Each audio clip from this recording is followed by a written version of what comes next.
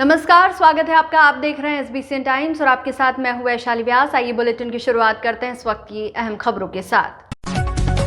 मंदसौर में अफीम तोल केंद्र पर CPS पद्धति के तहत पहली बार डोडे खरीदी के लिए आज से शुरू हुआ तोल। पूर्व में संचालित तोल केंद्रों पर ही की जा रही है डोडो की खरीदी। मंदसौर में छोटे बच्चों को किसी भी प्रकार की घटना से बचाने के लिए ऑपरेशन एहसास के तहत समझाया जा रहा है गुड टच बैड टच के बारे में। और ग्राम पीपलिया रावजी में राष्ट्रीय संत श्री मिथिलेश जी नागर के मुखारबिंद से किया गया भव्य सुंदरकांड का पाठ। बालाजी मित्र मंडल द्वारा रखा गया ये आयोजन। बुलेटिन में अब रुक करते हैं मंदसौर से जुड़ी खबरों की ओर। केंद्रीय नारकोटिक्स ब्यूरो ने सोमवार को पहली बार CPS पद्धति के अंतर्गत अफीम काश्त करने वाले किसानों से बिना चीरा लगे डोडे की खरीदी आज से अफीम तोल केंद्र पर शुरू कर दी है, जिसमें आज 9 गांव के 26 किसान अफीम तोल केंद्र पर पहुंचे। सोमवार से CPS पद्धति के तहत डोडो की खरीदी पूर्व में संचालित तोल केंद्रों पर ही की जा रही है। केंद्रीय नारकोटिक्स ब्यूरो ने CPS पद्धति के अंतर्गत अफीम काश्त करने वाले किसानों से पूर्व में संचालित अफीम तोल केंद्रों पर ही डोडो की खरीदी शुरू कर दी है। केंद्रीय नारकोटिक्स ब्यूरो ने लगभग 6,594 किसानों को CPS पद्धति से लाइसेंस दिए थे। इसके अंतर्गत डोडो पर चीरा लगाने की शर्त रखी गई थी। CPS पद्धति से जिन किसानों को लाइसेंस मिले थे, उनके डोडे निकालकर सुरक्षित रखे गए हैं। 8 इंच के डंठल सीधे निकाले गए हैं। नारकोटिक्स विभाग के सूत्रों के अनुसार केंद्रीय वित्त मंत्रालय ने CPS पद्धति के अंतर्गत अफीम काश्त करने वाले किसानों से बिना चीरा लगे डोडो की खरीदी का मूल्य भी तय कर दिया है। डोडो की खरीदी आज सोमवार 25 अप्रैल से पूर्व में संचालित अफीम तोल केंद्रों पर ही शुरू की जाएगी। प्राकृतिक आपदा से क्षतिग्रस्त फसल हकवाने वाले किसानों के अलावा लाइसेंसधारी किसान पोस्ता निकालने के बाद अपना डोडा अफीम उत्पादन की खरीद हेतु नारकोटिक्स विभाग द्वारा संचालित केंद्रों पर ही सौंपेंगे। ये भी जानकारी सामने आई है कि नारकोटिक्स विभाग पोस्ता निकालने के बाद किसानों द्वारा दिए जाने वाले बिना चीरा लगने वाले डोडो के एवज में 200 रुपये प्रति किलो के हिसाब से भुगतान करेगा। सामान्य आकलन है कि जिन किसानों ने 6 आरी क्षेत्र में डोडो को चीरा लगाकर अफीम निकाली है, वे लगभग 4 किलो अफीम सरकार को दे रहे हैं और तय दरों के अनुसार उनको अधिकतम 7,500 से 8,000 रुपये की राशि मिल रही है। दूसरी ओर 6 आरी क्षेत्र में काश्त किसान से बिना चीरा लगे डोडो की मात्रा 50 से 60 किलो के बीच में रहने का अनुमान है। इस आधार पर सरकार द्वारा तय 200 रुपये प्रति किलो की दर से CPS पद्धति के तहत डोडे वाले किसानों को 10 से 12,000 रुपये मिलने की संभावना है। हालांकि अफीम व डोडो के दाम से किसान संतुष्ट नहीं हैं। वे लगातार मूल्य वृद्धि की मांग लंबे समय से कर रहे हैं। ये पहली बार CPS पद्धति से तोल शुरू हुआ है। SBCN टाइम्स के लिए मंदसौर से सचिन जैन की रिपोर्ट। आज CPS में कुल 9 गांवों के किसानों को बुलाया गया है, जिसमें 26 कस्बों का CPS के अंतर्गत तौल की जा रही है। सुरक्षा व्यवस्था तो सही है और गर्मी वगैरह कूलर वगैरह लगाए गए हैं, फिर भी थोड़ी गर्मी ज़्यादा तो है। बाकी व्यवस्था पूरी सही की गई है। किसानों को सुविधाओं की कोई परेशानी नहीं हो रही, सुविधाएं खोल दी गई हैं। पुलिस मुख्यालय भोपाल के आदेश पर जिला पुलिस अधीक्षक मंदसौर द्वारा जिले में ऑपरेशन एहसास के तहत अलग अलग क्षेत्रों में स्कूली बच्चों को गुड टच बैड टच के बारे में एक मूवी के माध्यम से समझाया जा रहा है, जिसमें शहर कोतवाली पुलिस द्वारा भी स्कूली बच्चों के बीच जाकर मूवी दिखाकर समझाया जा रहा है। छोटे बच्चों के साथ किसी प्रकार की घटना ना घटे, उसके लिए पुलिस मुख्यालय भोपाल के आदेश पर पुलिस अधीक्षक अनुराग सुजानिया द्वारा जिले में सभी थाना क्षेत्र में ऑपरेशन एहसास को सार्थक करने के लिए निर्देश दिए कि जिले में सभी स्कूली बच्चों में गुड टच बैड टच के बारे में जागरूकता फैलाई जाए। इसी कड़ी में सोमवार को शहर कोतवाली TI अमित सोनी के निर्देशन में SI वरसिंह Katara, SI Neha Jain, SI Jitendra Chauhan, ASI Parmar, आरक्षक नीलेश द्वारा बालागंज लोकमान्य तिलक स्कूल में बच्चों को ऑपरेशन एहसास के तहत एक मूवी दिखाई गई, जिसमें बच्चों को समझाया गया कि गुड टच क्या होता है व बैड टच क्या होता है। इसके बारे में बच्चों व उनके अभिभावकों को भी जानकारी देकर समझाया गया। SBCN टाइम्स के लिए मंदसौर से सचिन जैन की रिपोर्ट। ज्यादा पसंद है। अरे बख्शी, क्या बात है? आपके पुराने दोस्त बख्शी अंकल और आंटी हमारे नए पड़ोसी। छोटी सी लड़की कितना अच्छा होता अगर उनके पास बच्चे होते जो मेरे साथ खेल सकते। कि अंकल मुझे स्कूल ड्रॉप कर रहे हैं। पापा ऑफिस के लिए लेट हो गए थे ना, इसलिए। अभी पुलिस मुख्यालय द्वारा एक ऑपरेशन चलाया जा रहा है जिसका नाम है एहसास ऑपरेशन। इसके अंतर्गत जो छोटे बच्चे रहते हैं उन्हें हमें गुड टच बैड टच के बारे में समझाना है, और जो महिलाएं रहती हैं उनको भी जागरूक करना है कि किस तरीके से वो अपने बच्चों को भी सेफ रख सकती है और खुद भी पुलिस की मदद ले सकती है। इसलिए हम अलग अलग जगह स्कूलों में जाकर और उन्हें समझाइश दे रहे हैं। आज लोकमान्य तिलक स्कूल बालागंज में हम लोग आए थे और यहाँ पर जो छोटे बच्चे हैं उनको समझाया गुड टच बैड टच के बारे में, और एक मूवी है, एनिमेटेड मूवी है कोमल नाम से, वो उन बच्चों को बताया और किस तरीके से वो अपनी सुरक्षा कर सकते हैं, और जो उपस्थित महिलाएं थी उनको भी इस संबंध में समझाया गया है। ऐसे में किसी बच्चे के साथ में कोई घटना होती है तो उनके लिए कोई नंबर, टोल फ्री नंबर जैसे 1098 है चाइल्ड लाइन नंबर, तो इसके बारे में बताया गया है। जो 100 नंबर पर भी बच्चे लगा सकते हैं फ़ोन, और 112 नंबर हैं, तो सारे नंबर यहाँ पर प्रोवाइड किए गए हैं और एक पोस्टर लगाया गया है ताकि बच्चों को अगर याद भी ना रहे तो वो देख सकते हैं नंबर, और सब बच्चों को नंबर याद भी हो गए हैं अभी जब हमने समझाया। और किसी परेशानी के बारे में पूछने पर बच्चे बता रहे हैं कि अभी तो कोई परेशानी नहीं है हमें, और मूवी बताने से उन्हें ज़्यादा समझाइश मिली है। संपूर्ण मध्य प्रदेश के अंदर कहीं न कहीं बच्चों के आत्महत्या की या गलत किसी काम की अपन टेलीविज़न के अंदर देखते रहते हैं, अखबारों के अंदर पढ़ते हैं। तो अभी पुलिस मुख्यालय द्वारा जो निर्देश दिए गए संपूर्ण मध्य प्रदेश के अंदर कि ऑपरेशन एहसास बच्चों के बीच में जाना चाहिए, उनको बताना चाहिए कि बेड टच और अच्छा टच क्या होता है। तो आज यहाँ पर Lokmanya Tilak higher secondary school के अंदर पुलिस डिपार्टमेंट के सभी व्यक्ति यहाँ पर आए, सारे बच्चों को बताया, जो कि नाबालिग बच्चे थे उन्होंने अच्छी तरह समझा। और लोकमान्य तिलक स्कूल के अंदर पूर्व में भी इस प्रकार की समझाई दी जाती है कि बेड टच और गुड टच क्या होता है, उसके बारे में माता पिता को यहाँ पर सचेत किया गया। मैं पुलिस डिपार्टमेंट को बहुत बहुत धन्यवाद देता हूँ कि संपूर्ण मध्य प्रदेश के अंदर, मंदसौर जिले के अंदर, मंदसौर नगर के अंदर जो आपने ऑपरेशन एहसास जो चला है वो अच्छे से आपका सुखद हो और बच्चों में समझ आवे, क्योंकि बच्चों को समझाना अति आवश्यक है। क्योंकि बच्चों को ज़्यादा खतरा पड़ोसियों से, रिश्तेदारों से और दोस्त लोगों से होता है, बाकी दूसरा टच करने का हिम्मत नहीं कर सकता है। आज यहाँ पर वो मम्मी पापा को उनको भी सचेत किया है, मैं बहुत बहुत धन्यवाद देता हूँ। और पुलिस मुख्यालय को, माननीय जिला मंदसौर जिले के एसपी साहब को, मंदसौर नगर टीआई साहब को, पुलिस डिपार्टमेंट को कि ये अच्छा आपने अभियान चलाया और आगे भी इस प्रकार का अभियान चलते रहना चाहिए। रविवार को प्राप्त जानकारी के अनुसार नीमच के हाईवे स्थित भरभड़िया चौराहे के नजदीक एक बाइक सवार की सड़क दुर्घटना में मौत हो गई। गांव धोगलखेड़ा निवासी ओंकार लाल जाट की दुर्घटना में मौत हो गई। दरअसल मृतक ओंकार लाल 50 वर्षीय खोर स्थित विक्रम सीमेंट फैक्ट्री पर ड्यूटी के लिए जा रहे थे, तभी भरभड़िया चौराहे के नजदीक स्थित श्याम होटल के सामने उन्हें एक अज्ञात वाहन ने जोरदार टक्कर मार दी, जिसके बाद राहगीरों ने एम्बुलेंस की मदद से घायल को जिला चिकित्सालय पहुंचाया, जहां परीक्षण के बाद डॉक्टरों ने उन्हें मृत घोषित कर दिया। घटना की जानकारी मिलते ही परिजन भी नीमच जिला चिकित्सालय पहुंचे। वहीं मृतक के शव का पोस्टमार्टम कर शव परिजनों के सुपुर्द किया जाएगा। पुलिस ने इस मामले में मर्ग कायम कर हादसे के कारणों की जांच शुरू कर दी है। पुलिस अज्ञात वाहन की तलाश कर रही है जिसने बाइक को टक्कर मारी और ये दुर्घटना हुई। इन दिनों खेतों में हार्वेस्टर मशीन से गेहूं और भूसा निकालने का कार्य चल रहा है। इसी कार्य को करने के लिए हरियाणा से मशीन लेकर कुछ लोग जावत तहसील के ग्राम आकली में लक्ष्मण सिंह पिता टिकम सिंह के खेत पहुंचे थे। इस दौरान जब मशीन चालक खेत में पत्थर सहित अन्य चीजों का निरीक्षण कर रहे थे, तभी खेत में पड़े पत्थर को हटाते ही उसके नीचे बैठे सांप ने हार्वेस्टर कर्मचारी को काट लिया, जिससे वह गश खाकर नीचे गिर पड़ा और कुछ ही देर में उसकी तबीयत बिगड़ने लगी, जिसे मौके पर मौजूद अन्य सदस्यों एवं खेत मालिक द्वारा तत्काल जिला चिकित्सालय लाया गया, जहां उसका उपचार चल रहा है। फिलहाल वह खतरे से बाहर है। जिला चिकित्सालय से मिली जानकारी के अनुसार गुरु सेवक पिता मलकित सिंह, उम्र 26 वर्ष, जाति सिख, निवासी बेसू मलकाना, ग्राम सिरसा, जिला हरियाणा, अपने अन्य साथियों के साथ हार्वेस्टर मशीन लेकर खेत में फूफा निकालने पहुंचे थे। इसी दौरान मशीन चलाने से पूर्व खेत का निरीक्षण किया गया, जिसमें पत्थर हटाने के दौरान पत्थर के नीचे बैठे सांप ने गुरुसेवक को काट लिया, जिसका जिला अस्पताल में उपचार चल रहा है। नीमच के चौथखेड़ा चौराहे के समीप निर्माणाधीन टोल कांटे के पास रविवार सुबह एक अज्ञात युवक की अर्धनग्न लाश मिली। सूचना पर नीमच सिटी थाना पुलिस मौके पर पहुंची और युवक के शव को नीमच जिला चिकित्सालय लाया गया।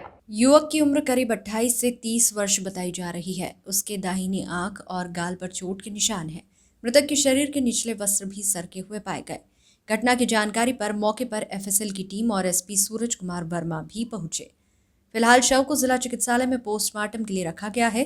पोस्टमार्टम के बाद ही मौत के कारणों का पता चल सकेगा। रविवार को नीमच के अंबेडकर कॉलोनी में रहने वाले मुकेश पिता यशवंत खन्ना उम्र 32 वर्ष ने अपने घर में फांसी लगाकर आत्महत्या कर ली। घटना के बाद युवक के शव को नीमच जिला चिकित्सालय में पोस्टमार्टम के लिए लाया गया।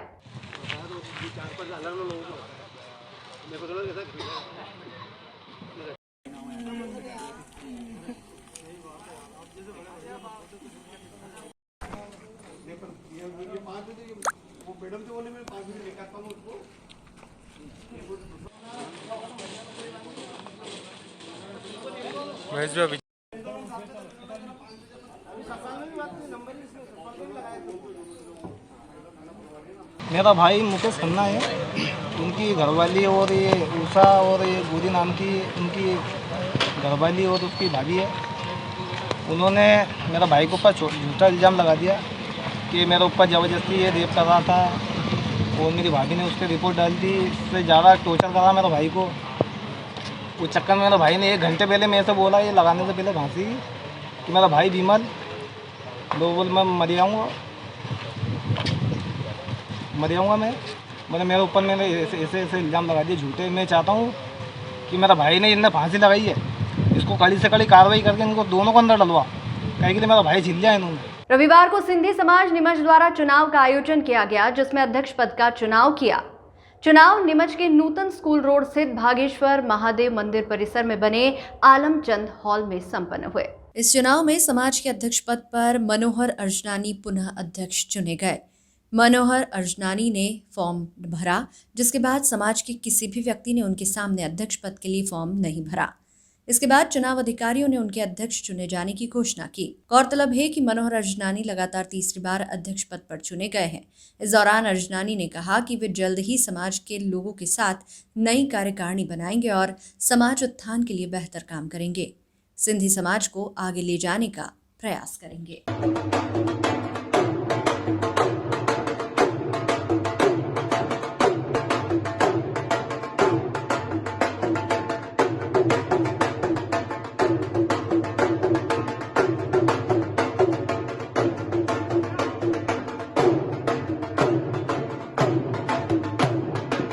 बुलेटिन में यहाँ रुकेंगे एक छोटे से ब्रेक के लिए। आप बने रहिए हमारे साथ।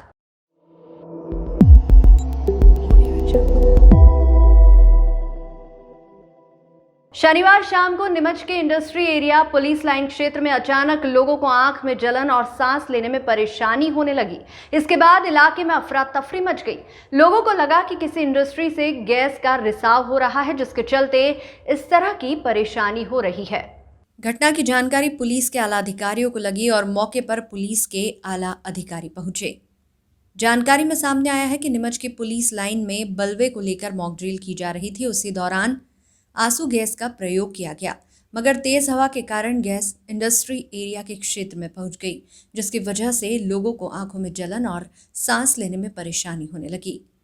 फिलहाल सब कुछ सामान्य है और पुलिस ने भी मौके पर पहुंचकर हालात को संभाल लिया।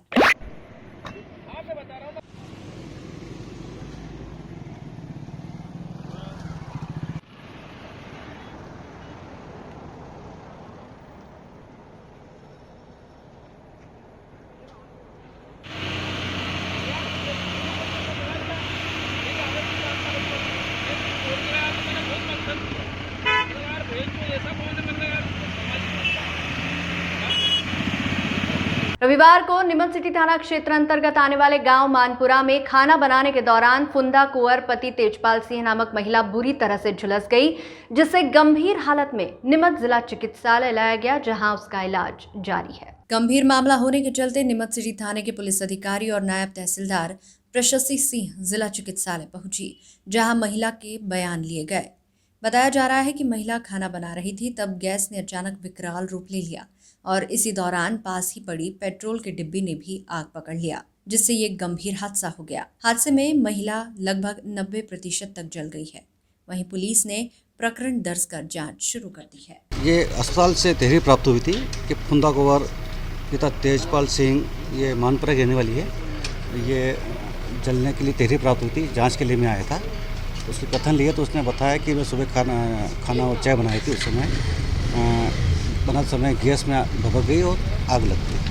अब भी उसके कथन लिए हैं, आगे की जांच जारी है, जैसी स्थिति वैसे। किस प्रकार से बताया जा रहा है कि कोई पेट्रोल की जो है बोतल भी वहाँ रखी हुई थी। हाँ, उसने बताया कि गैस पे पेट्रोल की शीशी में थोड़ा सा पेट्रोल पड़ा था, वो होने से उसके गिरने से आग भभकी। लगभग कितने प्रतिशत जली है अभी कहाँ निर्भर होगा? डॉक्टर साहब ने बताया उनसे 90% करीबन जली है। रविवार को नीमच की सामाजिक संस्था अन्नपूर्णा सेवा न्यास द्वारा LIC रोड स्थित शिक्षक सरकार भवन पर चिकित्सा शिविर का आयोजन किया गया, जिसमें अहमदाबाद के प्रसिद्ध चिकित्सालय राजस्थान हॉस्पिटल के डॉक्टरों ने मरीजों का परीक्षण किया व उन्हें आवश्यक उपचार दिया। इस दौरान कई प्रकार की मरीजों की जांच निःशुल्क मामूली दर पर की गई। शिविर में 500 से अधिक लोगों ने पंजीयन करवाया। संस्था के अजय भटनागर ने बताया कि संस्था द्वारा लगातार स्वास्थ्य सेवा के क्षेत्र में प्रयास व कार्य किया जा रहा है, उसी कड़ी में ये आयोजन किया गया है। अन्नपूर्णा सेवा न्यास, जैसा आप सबको पता है कि कोरोना के अंदर हम सक्रिय हुए थे और हमारा कारवा जो राशन वितरण से चालू हुआ था वो सेवाओं के कई प्रकल्प में जुड़ गया है। मेडिकल स्टोर, चिकित्सालय, प्याऊ पानी की, और उसके साथ ही ट्राईसाइकिल डिस्ट्रीब्यूट करना और ट्राईसाइकिल के साथ ही हुड लगाना और मेडिकल के तरह तरह के कैंप, चश्मे वितरित करना, दवाइयाँ वितरित करना, ये सब चलने के साथ ही पिछली बार भी हमने एक कैंप कराया था, उसमें करीब 900 का रजिस्ट्रेशन हुआ था, वो पैसिफिक कॉलेज के सौजन्य से हुआ था। आज का जो कैंप लगा है वो राजस्थान हॉस्पिटल के सौजन्य से लगा है। हमारे नीमच की जो राष्ट्रीय बहन है कन्हैयालाल स्वर्गीय कन्हैयालाल जी डूंगरवाल साहब की बिटिया, वो राजस्थान हॉस्पिटल की चीफ एग्जीक्यूटिव ऑफिसर हैं। उनके सौजन्य से, राजस्थान हॉस्पिटल के सौजन्य से आज ये चिकित्सा कैंप लगा है। इसमें general physician, urologist, skin specialist और आपके क्या नाम है प्लास्टिक सर्जन, ये सब चिकित्सक आए हुए हैं और सभी अपने क्षेत्र के माने हुए चिकित्सक हैं जिनका कि अपने आप में एक नाम चलता है। तो ऐसे नामचीन डॉक्टरों के आने से नीमच नगर के लोगों को ज़्यादा से ज़्यादा सुविधा मिल सके, ये हमारा उद्देश्य है। और आज इस कैंप के अंदर शुगर और कुछ यूरिन्स की जांच फ्री हो रही हैं और कुछ जांचें जो होंगी उस पर 30 से 40% छूट भी दी जा रही है हमारी तरफ से। तो करीब कितने का लक्ष्य रखा गया? लक्ष्य तो देखिए जितना रजिस्ट्रेशन होगा, मेरे ख्याल से 250 का हमारा पहले हो चुका था और 200-250 मेरे को अभी और यहाँ लगते हैं, करीब 500 का रजिस्ट्रेशन आज का होना चाहिए। ये जब तक पेशेंट रहेंगे तब तक चलाएंगे। नीमच की पुलिस लाइन पर नीमच जिले के सभी थाना क्षेत्र के पुलिसकर्मियों और रिजर्व पुलिस कर्मियों के साथ उपद्रव और बलवा के दौरान किस तरह से उपद्रवियों से निपटना है, इस संबंध में पुलिसकर्मियों को प्रशिक्षण दिया गया और मॉक ड्रिल की गई। मॉक ड्रिल में पुलिसकर्मियों ने बढ़ चढ़कर उत्साह के साथ भाग लिया ताकि उपद्रव के दौरान पुलिस जानमाल की रक्षा किस तरह कर सके। इस दौरान Neemuch SP Suraj Kumar Verma, additional SP SS Ganesh सहित जिले के सभी पुलिस अधिकारी मौजूद रहे। आदत में, सेकंड नेचर में आ जाना चाहिए।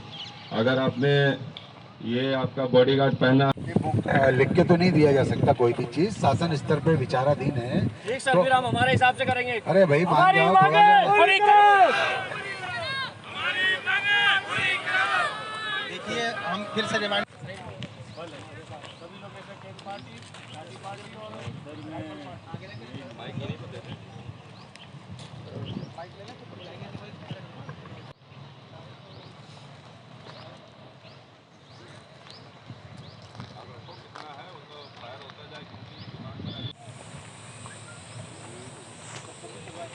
और झुको, बीच का गैप तुम्हारा ये जो है ना, ये इसको कहना, इसको करीब रखो। कौन सा गोली बनवाइयों का लीडर है, ये गोली चालन का पोजीशन तो नहीं है अभी, तो और क्लियर कर लो बीच में। से आ रहे सर, एक होंगे, उसके बाद में सर लाठी पार्टी एडवांस होगी, इसे कवर करके पोजीशन लेना दिखाइए और आओ, अपना हेलमेट का पकड़ लगाएंगे। ठीक है, अगर इसमें लगा हुआ है आपका जो भी सारी चीज़ें उसको बंद।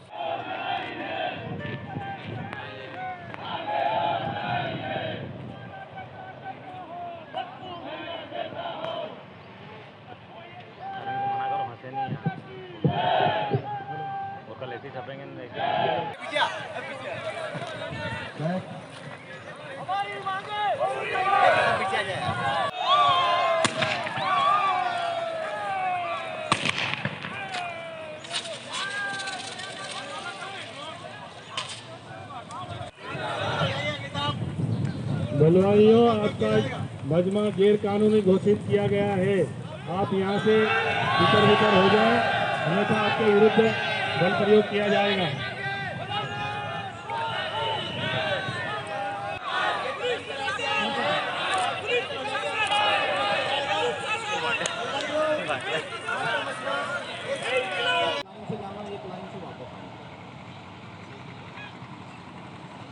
और यू शेप मतलब सी शेप बना और ज़्यादा बहुत ज़्यादा बड़ा सी शेप में जब जाते समय भी आप पूरा ऐसे राउंड बना के जाइए, आप व्यवस्थित जाइए, पूरा प्रॉपर इंसान खड़ा कराएंगे तो आप लोग और विषय का ध्यान रखना, आपकी विषय बजाइए, उसके बाद में अपना उत्साह में एक किसी के पीछे लग गए और घुसे जा रहे हैं।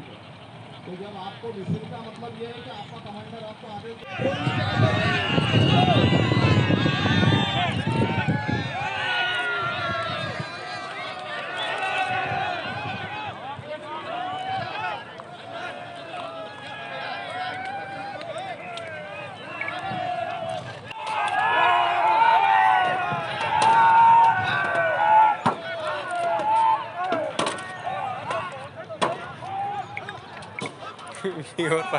विरोध वाले ढंग से नहीं कर रहे हैं।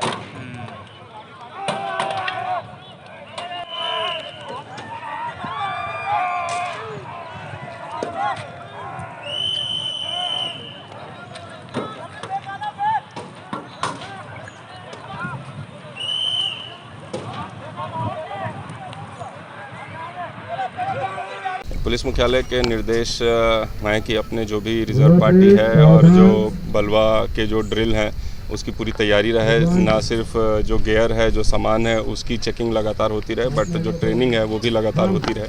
उसी क्रम में आज सभी थानों के थाना प्रभारी और उनके साथ आया बल प्लस रिज़र्व जो लाइन का रिज़र्व होता है और बाकी सभी गेस्टेड ऑफिसर्स, एडिशनल साहब, एसडीओपी साहब सभी यहाँ पर उपस्थित थे। और जो राइट ड्रिल जो होता है, कोई भी अगर राइट होता है तो उसमें किस तरह से अलग अलग पार्टियाँ रिस्पॉन्ड करती है, उसकी पूरी जो कार्रवाई है, पहले जो टीम है उनको एक ब्रीफ किया गया, उसके बाद उसका प्रैक्टिकल डेमोन्स्ट्रेशन दिया गया और 2 पार्टी बनाकर इसको 2 राउंड हम लोगों ने आज प्रैक्टिस किया है और जो भी उसमें कमियाँ हैं उसको और हम लोग दूर करने का प्रयास करेंगे। निरंकारी मिशन के संत गुरबचन सिंह जी की याद में मानव एकता दिवस के अवसर पर निरंकारी मिशन द्वारा रक्तदान शिविर का आयोजन किया गया। नीमच के मालखेड़ा रोड स्थित निरंकारी भवन आश्रम पर यह रक्तदान शिविर आयोजित किया गया। शिविर में बड़ी संख्या में जिले के विभिन्न स्थानों से लोग पहुंचे और मानव सेवा के लिए रक्तदान किया। संस्थान के कोऑर्डिनेटर एनआर शाक्य ने जानकारी देते हुए बताया कि शिविर में 100 यूनिट रक्तदान का लक्ष्य रखा गया है, मगर अनुमान है कि 100 से ज्यादा यूनिट रक्तदान हो जाएगा क्योंकि लोग बढ़ चढ़कर रक्तदान शिविर में भाग ले रहे हैं। जो शिविर रखा है हमारे गुरबचन सिंह जी सतगुरु जो पूर्व उनका आज के दिन ही शहादत का हुआ था सत्संगी, तो फिर आज के दिन ही मतलब उनकी याद में ये ब्लड डोनेशन का कार्यक्रम पिछले 30 सालों से चला आ रहा है। और बाबा हरदेव सिंह जी का भी यही कहना था कि जो रक्त जो बहता है वो नालियों में न बहते हुए नाड़ियों में बहता चला जाए और मानव कल्याण के लिए जो भी संभव हो सत्संगी ब्लड डोनेशन के माध्यम से एक कार्यक्रम संपन्न हो रहा है आज नीमच सत्संग भवन पर। आज कितना लक्ष्य रखा गया रक्तदान शिविर? रक्तदान का 90 से 100 यूनिट रखा गया है और 90 से ऐसा संभव हो रहा है कि 100 से भी ज़्यादा यूनिट की प्राप्ति होगी। यह संस्था कितने वर्षों से यह कार्य करती आ रही है? ये संस्था 90 वर्ष से चली आ रही है और 90 वर्ष से प्रवेश कर रही है। रक्तदान शिविर से पहले आपने एक जागरूकता रैली भी निकाली गई थी इसको? पिछले 21 तारीख को जागरूकता रैली निकाली गई थी जिसमें मनासा, नीमच और मंदसौर के और ग्रामीण क्षेत्र के जितने भी महात्मा थे सभी इन्होंने बढ़ चढ़ के भाग लिया और ये यात्रा प्रेरणा दिवस के रूप में मनाई गई और वो यात्रा ठीक रही। ग्राम पीपलिया रावजी में पहली बार रविवार देर शाम 8 बजे राष्ट्रीय संत श्री मिथिलेश जी नागर के मुखारविंद से भव्य संगीतमय सुंदरकांड पाठ का आयोजन किया गया। बालाजी मित्र मंडल द्वारा यह आयोजन रखा गया। राष्ट्रीय संत श्री मिथिलेश जी नागर द्वारा सुंदरकांड पाठ के साथ भव्य भजनों की प्रस्तुतियां भी दी गई। भजनों को सुनने के लिए नगर सहित बड़ी दूर दूर से श्रोतागण पहुंचे। साथ ही राष्ट्रीय संत मिथिलेश जी नागर ने उपस्थित श्रोतागणों को रोजाना हनुमान चालीसा पाठ करने हेतु प्रेरित कर संकल्प दिलाया। 8 बजे शुरू हुआ भक्तिमय सुंदरकांड पाठ करीब रात 2:30 बजे तक चला, जिसके बाद महाआरती कर प्रसादी वितरित की गई। आयोजन के दौरान बड़ी संख्या में गांव के वरिष्ठ जन, बालक बालिकाएं व महिलाएं मौजूद रही। राष्ट्रीय संत द्वारा गांव में युवाओं को व्यायामशाला खोलने व प्रति मंगलवार को नगर में हनुमान झंडा निकालने हेतु प्रेरित कर आशीर्वाद दिया। SBCN टाइम्स की टीम ने आयोजन के अंत में राष्ट्रीय संत श्री मिथिलेश जी नागर से विशेष चर्चा की। देखिए ये पूरी रिपोर्ट। SBCN टाइम्स के लिए मनासा से मंगल कुशवाहा की रिपोर्ट।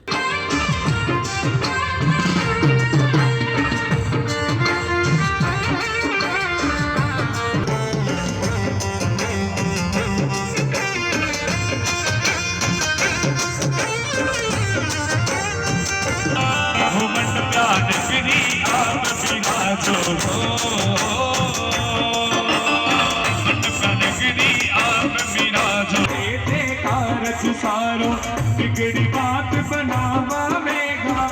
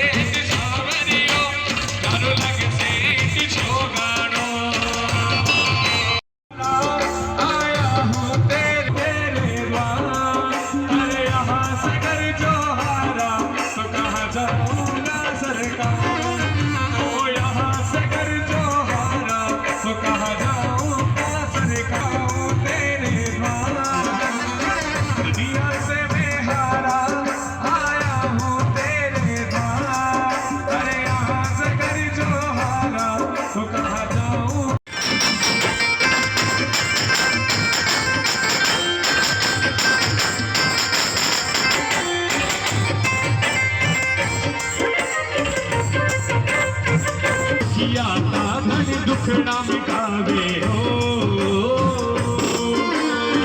आयुड़ा ने हिवड़े लगावे हो दुखिया कहीं दुखड़ा मिटावे आयुड़ा ने हिवड़े लगावे आयुड़ा ने आस पुरावे आयुड़ा ने हिवड़े लगावे भगत ने बुलायो मेगा आज मारो से सांवरियो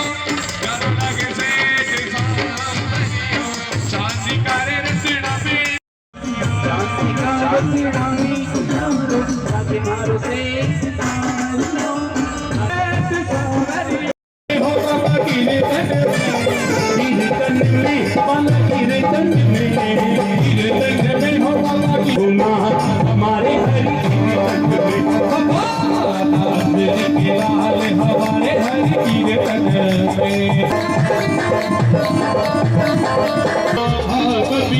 संग राम जी को लाना, राम जी को लाना संग सीता जी को लाना, राम जी को लाना संग सीता जी को लाना, आना सब परिवार हमारे हरि बलि की बलि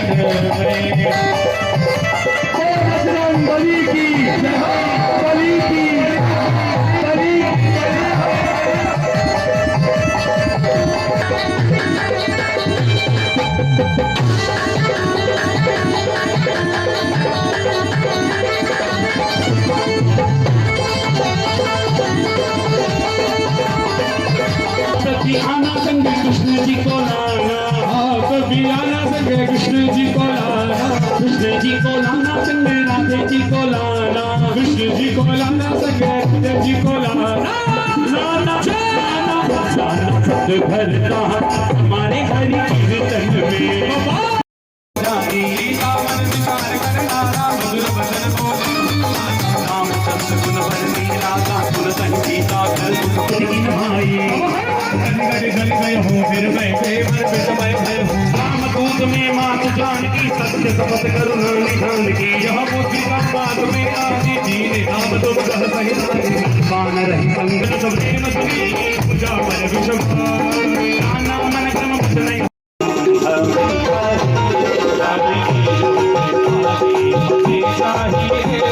सिद्धि के दाता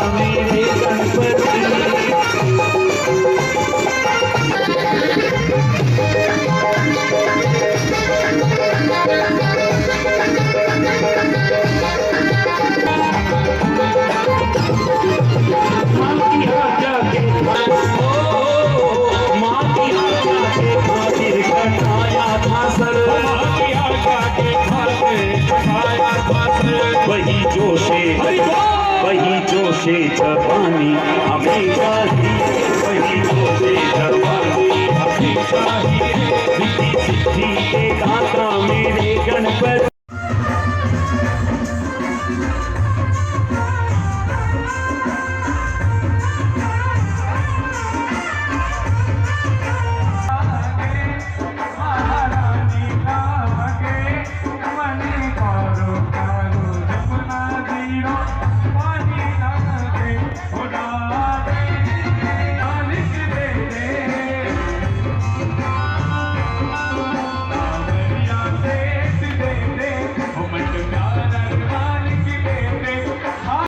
कथाओं के माध्यम से समाज को यही संदेश देना चाहते हैं कि जिस राष्ट्र में हम पैदा हुए हैं और जिस मत में हम पैदा हुए हैं उस हिंदू मत की हम रक्षा करें, हमारे हिंदू जन शैली को अपने जीवन में अपनाएं और अपने अंतरात्मा में राष्ट्र धर्म को जीवंत रखें।